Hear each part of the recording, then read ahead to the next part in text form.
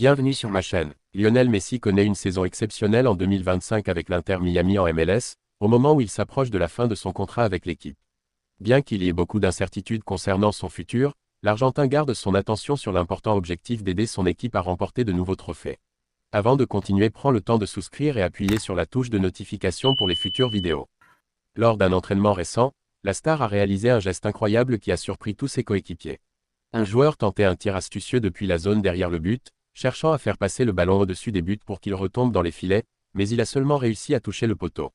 Messi, quant à lui, a démontré comment exécuter ce tir, avec une frappe parfaitement calibrée, qui a délicatement lobé le but avant de revenir lentement et de finir dans les filets. Cette réalisation a impressionné ses coéquipiers et rappelle à tous pourquoi Messi est, pour beaucoup, considéré comme l'un des plus grands joueurs de l'histoire. Dans une interview prévue pour samedi avec France Football, Ousmane Dembélé, lauréat du Ballon d'Or 2025, a partagé qu'il avait reçu des messages de félicitations de plusieurs anciens joueurs du FC Barcelone, y compris Lionel Messi.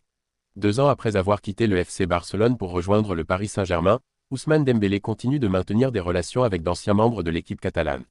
Récemment désigné Ballon d'Or 2025, le joueur de l'équipe parisienne a reçu un grand nombre de messages de félicitations de ses anciens partenaires, y compris Lionel Messi.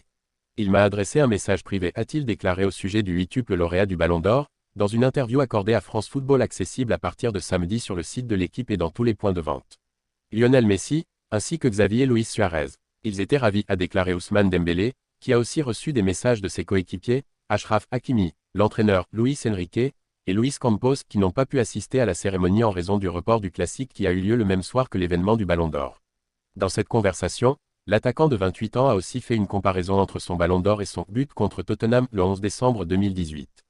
Je fais pression sur l'opposant, il devient légèrement instable. Je prends le ballon et ensuite, il y a une situation de 2 joueurs contre 1, explique le numéro 10 du PSG.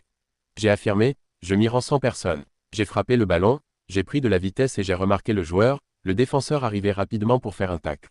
Je lui ai placé le crochet et j'ai inscrit un point. Sergio Busquets a déclaré qu'il mettrait un terme à sa carrière à la conclusion de la saison 2025 avec l'Inter Miami. Le joueur de 37 ans a eu une carrière exceptionnelle, déclenchant une vague d'hommages et de remerciements de la part des fans et de ses collègues. Parmi ceux qui lui ont rendu hommage, Lionel Messi a partagé un message émouvant sur Instagram pour son coéquipier. Ensemble presque depuis le début jusqu'à la fin. C'était un honneur de te regarder performer, Bussi. Et il nous reste encore un peu à répartir. Lionel Messi a décidé de mettre en avant les jeunes talents du FC Barcelone lorsqu'il a voté pour le trophée Copa du Ballon d'Or 2025. En tant que capitaine de l'Argentine, il a le droit de voter et a placé Lamine Yamal à la première place. Il a choisi le Parisien Désiré Doué comme 2e choix et a également exprimé un grand intérêt pour Pau Cubarsí. En effet, l'Argentin a positionné Cubarsí au 3e rang, devant des joueurs tels que Joao Neves et Estevão Villan. Au final, Lamine Yamal a remporté le trophée Copa 2025, devenant ainsi le premier joueur à gagner ce prix 2 fois de suite. Merci d'avoir regardé cette vidéo et je vous prie de laisser vos commentaires.